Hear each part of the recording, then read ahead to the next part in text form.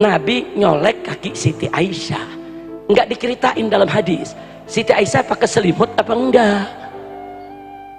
Dalam hadis nggak diceritain, nggak ada. Kalau nggak diceritain berarti muhtamal, saudara. Mungkin pakai selimut, mungkin enggak. Istimbal hukum jangan pakai mungkin. Nggak ada kata mungkin. Yang namanya orang tidur kebanyakan pakai apa? Selimut. Periksa dulu dong, nggak ada keterangan. Karena tidak ada keterangan, ya itu hadis sahih. Kami percaya itu hadis sahih, tapi isinya nggak jelas. Pakai selimut apa nggak pakai selimut? Sedangkan ayat Al-Qur'annya jelas, saudara. Aulamastumun nisa, kau sentuh perempuan. Jadi Imam Syafi'i nggak mau dong, masa yang jelas dikalahin sama yang nggak jelas? Masa Shorihul Quran dikalahkan dengan khabarul ahad yang masih perlu penjelasan, saudara? Kira-kira jelas tidak? Lalu bagaimana hadis yang kedua? Kan Siti Aisyah pegang kaki Nabi, periksa dulu. Dulu Nabi sering pakai khuf, saudara. Kalau Nabi musafir pakai khufnya 3 hari 3 malam. Kalau Nabi nggak musafir, apalagi di musim dingin, Nabi pakai khuf sehari semalam, saudara. Apa itu khuf?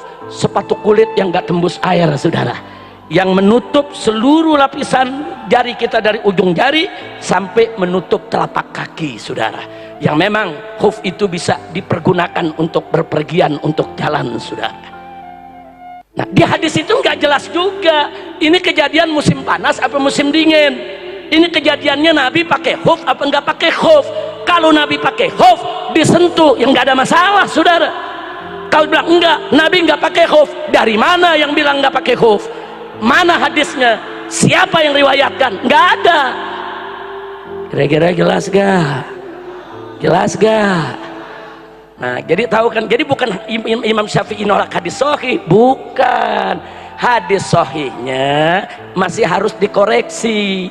Kalau diartikan hadis sahih tadi terbuka selimutnya, tidak pakai khuf, bertentangan dengan ayat Quran tadi, saudara. Aulamastumun nisa. Imam Syafi'i mempertahankan ini sharihul ayat, pertahankan.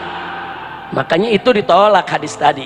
Makanya tadi saya katakan kadang-kadang hadisnya sahih tapi nggak dipakai jadi dalil karena ada dalil lain yang lebih kuat. Kira-kira jelas tidak? Jelas tidak? Maka enak-enakan ngomong itu sahal hadis bahwa mazhabi, kata Imam Syafi'i. Jadi kalau hadis sudah sahih itu pasti jadi mazhab Syafi'i. Tunggu dulu, ente belajar hadis dulu dan belajar juga kaidah usulnya, kaidah fikihnya, pelajari juga pendapat fuqaha. Nggak main enak-enakan semua pendapat yang dianggap hadis